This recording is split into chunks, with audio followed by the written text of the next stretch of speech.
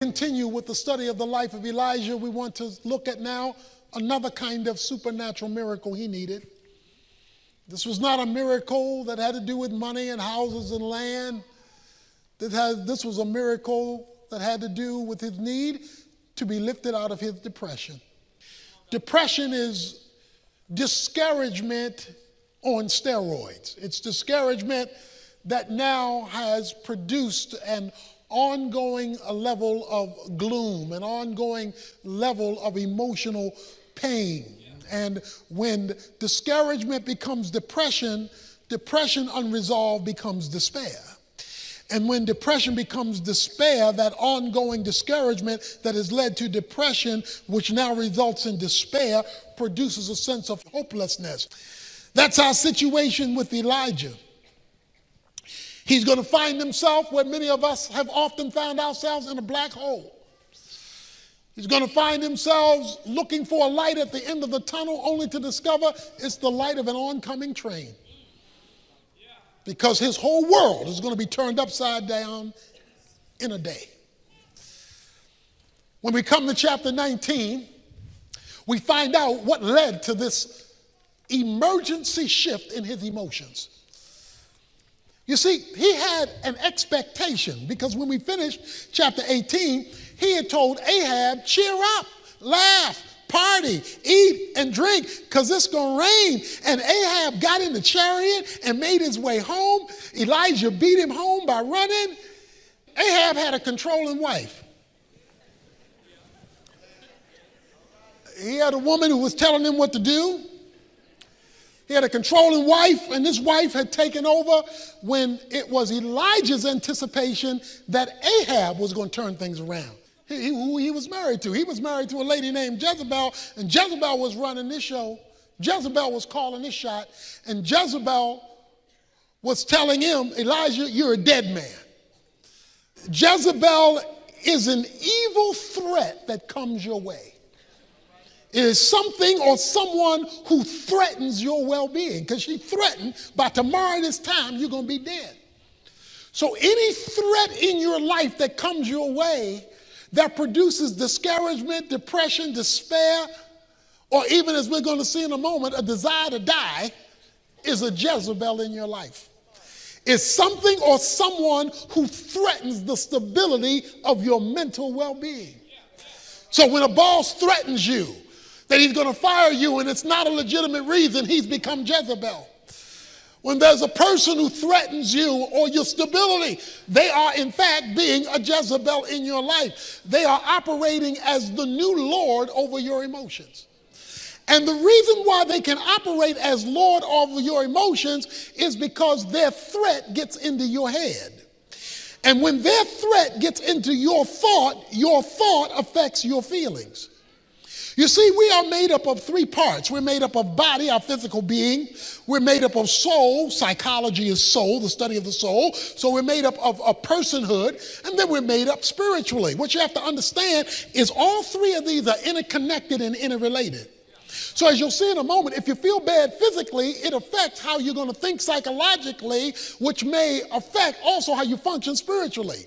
Or if you're down spiritually, that may affect your ability to function physically or your ability to be able to reason psychologically. Or if you're off psychologically, it can make you want to go to bed physically and make you not want to deal with something spiritually. Because all three are interconnected and all three affect the other two. So it is understanding how these three connect with each other, and all three are in this story, that you will understand how to deal with that which controls the mind. Now let's understand, since emotions are part of the soul, how the soul relates to the thought, so that you can understand how to find God's work in that which discourages you emotionally. If your mind is wrong, your emotions are going to be wrong. If your mind is right, your emotions are going to be right. That's why a change in your mind will always change how you feel. He is now living under a threat. Jezebel, the evil one, has threatened his well-being and his life. And he's trying to figure out now, how is he going to face this? And this is overnight. His whole life has changed because somebody has gotten into his head. So what he does is he goes on another day's journey. The man had run 15 miles. Now he's going to go on a whole nother day's journey. He sits under the juniper tree, verse 4, and he requests for himself that he might die. It is enough now, O Lord, take my life, for I am not better than my fathers. He wants to die 24 hours after the biggest miracle he's seen. This is a fast, slippery slope. Okay, watch this now. Elijah is not a carnal Christian. Elijah is not an unspiritual person. He's been called a man of God. We just saw the hand of the Lord was on him. So guess what? It's possible for spiritual people to get depressed. So you can be spiritual and be down. You can be spiritual and be emotionally struggling through something. So don't automatically feel that your discouragement is due to your carnality. Now, if you are carnal and if you are spiritual, then it could very well be related to that. But it's not automatically related to that, specifically in the life of someone who is pursuing God. So he's ready to give up. He's ready to throw in the towel. And when he's ready to throw in the towel, he lays down because he's so tired under a juniper tree, which is only a tree big enough for one person to lay under it. And there was an angel touching him and said, arise, eat, verse 5. He looked up, and behold, there at his head a bread cake baked on hot stones, a jar of water, so that he ate and drank and lay down again. When did the angel show up? The angel only showed up after Elijah had had an honest conversation with God. You see, he told God, I want to die. He told God, I'm not good as my fathers. He told God, I have nothing left. He told God, I'm done. And God sent an angel. But he still wants the real thing because he knows what you're going through. The scripture says he knows we're of flesh. So Elijah comes and he bears his soul to God. Because look, when you're ready to die, there ain't no time to be cute.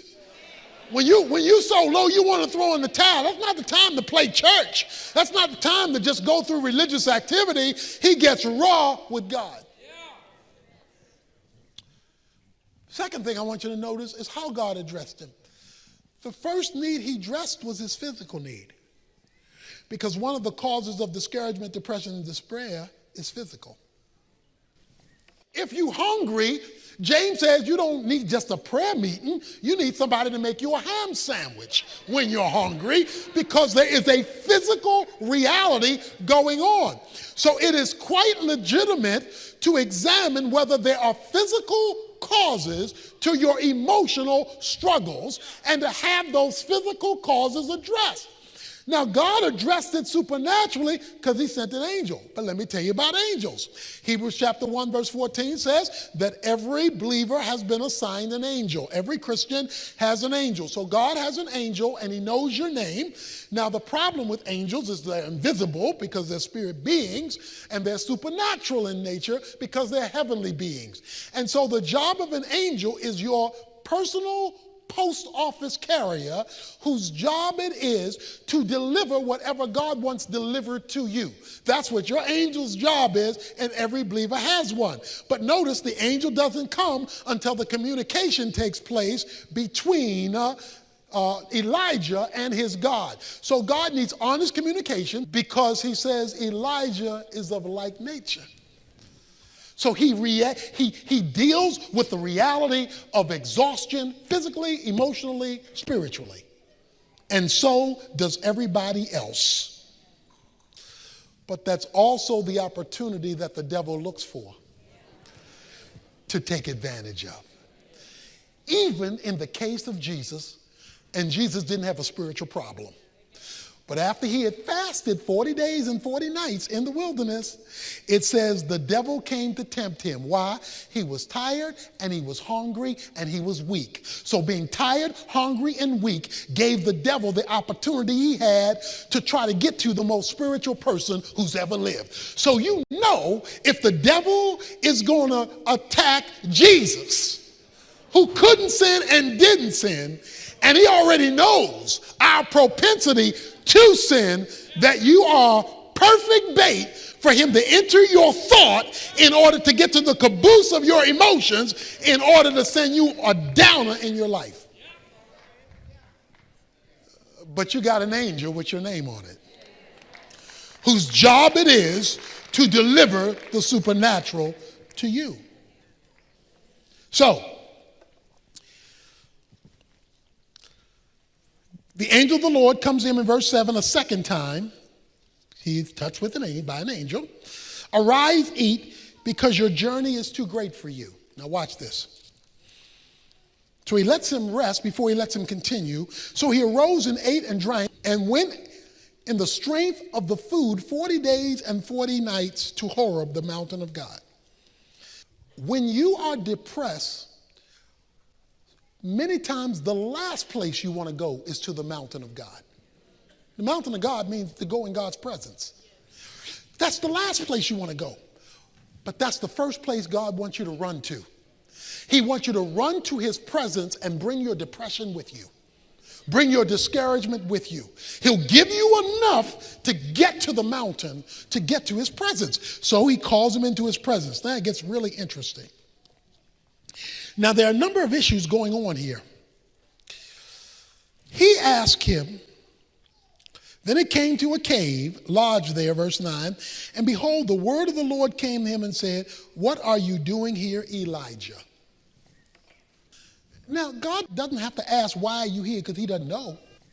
Because he knows why you're here. He knows that you've been frustrated. In fact, he just fed you. But he asked him, why are you here? The reason God asked him, why are you here, is not for God to get information. The reason he asked, why are you here, is for him to fully express what he's dealing with. So what are you dealing with, Elijah? And here's what Elijah says. Elijah says, I have been very zealous for the Lord, for the God of hosts, for the sons of Israel have forsaken your covenant, torn down your altars, killed your prophets with the sword, and I alone am left, and they seek my life to take it away. Okay, so let's discuss why he's here. Why are you in this situation? Why are you so depressed? Okay, you asked me, God, I'm going to tell you. I committed myself to you. I dedicated myself to you. All them other people are unspiritual. They didn't keep your covenants. They were worshiping those idols. And I'm all here by myself. He has adopted a victim's mentality. A victim's mentality is a mindset that you adopt because of negative circumstances that says, I'm where I am because everybody else is where they are. I'm here by myself because none of them are agreeing with you, and that's put me out here by myself, and you got me out here by myself. That's a victim's mentality. Now, you can be a victim, but you are to never adopt a victim's mentality where everybody else is responsible for where you are. A victim's mentality is because of them, I'm here. And as long as you have that kind of mentality, you'll always be there. You may be a victim, but you are to never adopt the victim's mentality, because then that allows you to put off being responsible to make the change you should make because they're not making the change they should make. He was just victorious with these people. He was just victorious with them making a renewed commitment.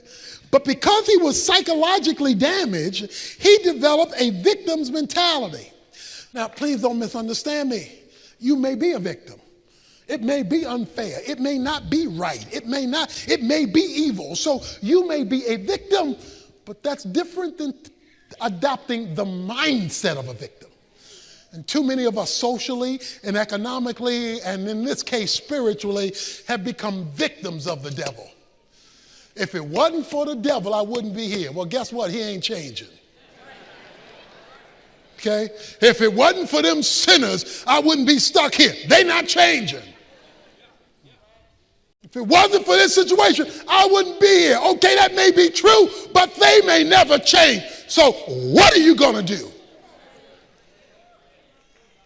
So come, tell me why you're here, but don't expect me to just pat you on the back and feel sorry for you, because the thing that brought you here may never change. And many of us block the supernatural because we become comfortable as victims. Many of us have gotten stuck in our station in life. This is a racial issue, it's a social issue, it's a class issue, and in this case, most importantly, it's a spiritual issue. Elijah was wrong. He says, I'm a victim and I'm all by myself. Okay. So God says, go forth and stand on the mountain before the Lord. And behold, the Lord passed by, and it was a great wind, rending the mountain and breaking it into pieces, the rocks before the Lord. But the Lord was not in the wind. There was an earthquake, but the Lord was not in the earthquake. Verse 12, he said there was a fire, but the Lord was not in the fire. But after the fire, the sound of a gentle blowing. When Elijah heard it, he wrapped his face in the mantle and went out and stood in the entrance of the cave. And behold, a voice came to him and said, what are you doing here, Elijah? He said in verse 14, he says it again, I'm very jealous for the Lord, but the people have forsaken you. I alone am left. They seek to take my life. So guess what God does? You find at the end of verse 3, it says he left his servant behind. So Elijah is by himself. Because depression gets worse if there's nobody in your life to change your thinking. See, if you're feeling sorry for yourself and you're talking to yourself, that's a bad conversation for yourself. You're already feeling sorry, and there's nobody to talk to but you, about you, regarding you, to tell you what you ought to do, and you aren't in a place to even hear you correctly, and what you are telling you is only related to how you feel, then your discussion with yourself is helping yourself to become worse off about you. So God then enters the picture and tells him, Elijah, tell me how you feel. Stop talking to yourself, because when you talk to yourself, you were getting depressed, you were suicidal. Start talking to me, okay? Now I'm going to show you the wind and the rain and all that stuff. Now talk to me again. No, Elijah, don't talk to yourself, because you and you aren't getting together with you real good. God has to clarify. Verse 18, yet I will leave 7,000 in Israel, all the knees that have not bowed to Baal, and every mouth that has not kissed him. Now, what's his complaint? I'm the only one. God says, there's 7,000 folk like you out there. It's just you are so psychologically bent right now, all you see is you. I got 7,000 people you don't even know about who have the same faith, same commitment, same loyalty that you have. So you are wanting to die off of misinformation. You don't have the right information. And so what did God's presence in his counseling session do? Give him new data. And then God closes by doing one other thing for him. And it's a very important thing. In verses 19 through 21, he runs into a man named Elisha. The end of verse 19 says, and Elisha passed over to him and threw his mantle on him. He left the oxen and ran after Elijah, Elisha does, and please let me kiss my father and my mother, then I will follow you. And he said to him, go back again, for what have I done to you? So he returned from following him, took the pair of oxen, sacrificed them, boiled their flesh with the implements of oxen, and gave it to the people, and they ate. Then he arose and followed Elijah and minister to him. Because sometime when you're discouraged, you need somebody with flesh and blood. Sometimes talking to God, he's a spirit out there. He's real, but he's a spirit out there. So guess what God did? God gave him a friend. God said, look, I'm going to bring somebody in your life who is going to minister to you. Because right now, your ministry has been depleted. And your get up and go is not there. So guess what? Now that I have been counseling with you and you brought me into the equation of your victim's mentality, I got somebody I have already set up to bring into your life to minister, to encourage, to lift you up, and to bring you out of your depression. God has an angel for you. He's got a person for you. He has himself for you. He gave Elijah all three of those to give him a supernatural experience to lift him out of his depression. And one of the reasons that the church exists is to have people available in your life when you are down who can embrace you, minister to you, lift you up, and he can use you to do the same thing for somebody else. Because when we are depressed, we need another perspective. That doesn't deny the reality of how we feel. But what it does is it doesn't let you live there. Some of us are being destroyed by Satan. You need somebody who can whisper about the power of God in your life. Somebody is being intimidated by Jezebel, and you need to know from somebody who can see outside of you that greater is he that is in you than Jezebel who is threatening you. You need to be lifted out of your discouragement through honesty with God, through taking care of yourself physically in order to get the rest you need or the help you need, and to have somebody in your life who loves you enough and God enough to hook the two together. When that takes place, you may still get discouraged, but God will lift you out of it, because even godly people have to struggle with discouragement.